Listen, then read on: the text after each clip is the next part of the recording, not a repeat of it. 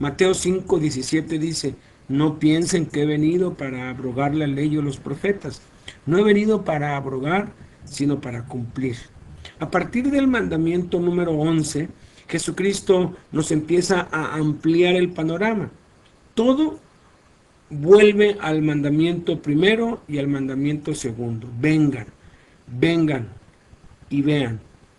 Venir y ver tiene que ver con ejercitar el estar en Cristo, leer la palabra, congregarnos, orar, testificar, ministrar los 5 propósitos de Dios para nuestra vida: comunión, adoración, discipulado, evangelismo, ministerio, que tiene que estar asociado a la visión, al ver conforme a la palabra de Dios, sujeto a la palabra de Dios. Entonces, el 11º mandamiento que nos da tiene que ver con el ministerio. Ahora, este 12º mandamiento tiene que ver con el evangelismo, porque si vamos a estar ayudando a los necesitados, vamos a encontrarnos gente que no conoce a Cristo y vamos a tener que llevarla a los pies de Cristo.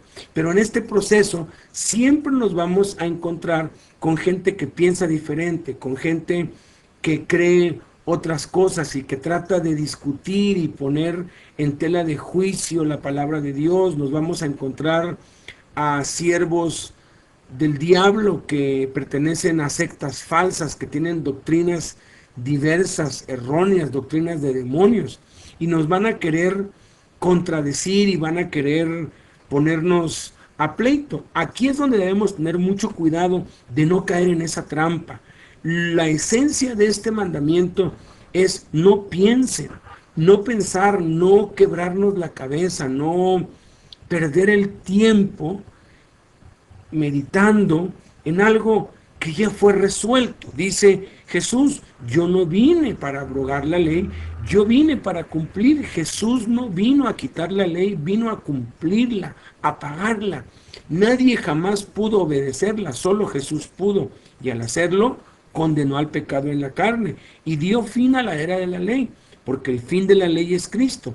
Por eso Jesús nos manda que no nos quebremos la cabeza pensando en las discrepancias y aparentes contradicciones entre la ley y la gracia, pues en él todo ya se ha cumplido. Por ejemplo, en el Antiguo Testamento nos manda, nos prohíbe que no comamos carne de puerco.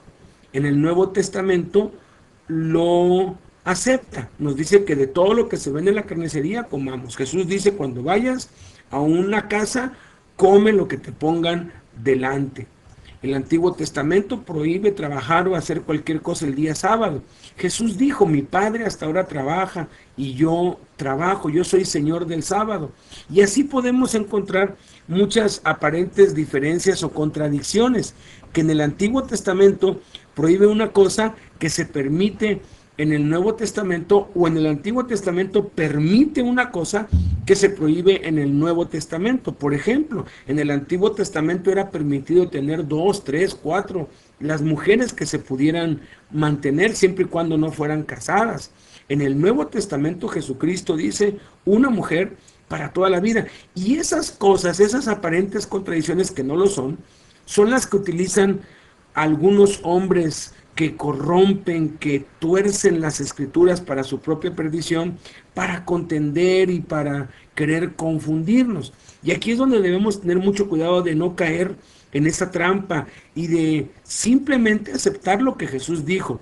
Él ya cumplió, Él ya pagó, ya no estamos bajo la ley, no tenemos por qué obedecer la ley, no tenemos por qué regir nuestras vidas bajo la ley, porque ahora estamos bajo una nueva ley, la ley de Cristo. La ley de Moisés era una ley externa, la ley de Cristo es una ley interna, y como vamos a ir viendo, lo que la ley mandaba quedaba corto, quedaba incompleto. Jesús vino a completar y vino a establecer la palabra no por fuera, sino desde nuestro corazón. Entonces, cuando nos encontremos con alguien que nos quiera poner a discutir o a contradecir o a basarnos en el Antiguo Testamento, recordemos esto, no pensemos que Jesús vino a abrogar, Él vino a cumplir, Él ya pagó, y si Él ya pagó es suficiente. Vivamos bajo la gracia y no bajo la ley.